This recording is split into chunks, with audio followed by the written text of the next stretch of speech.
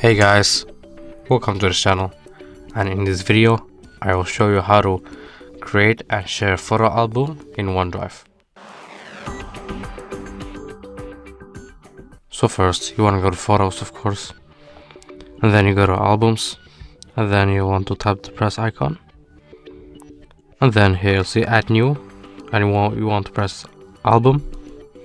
You can give the album a name if you want. Then here you see new album, add photos. I'm gonna add photo. As you can see, here's the photo that I just created. And if you want to share the album, for example, then just want to press this over here. And you can also change the permission, can't view. Here it's just can't view.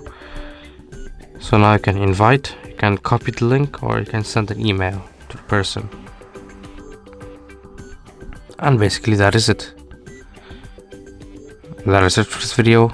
Make sure to like, comment and subscribe, and see you in the next video.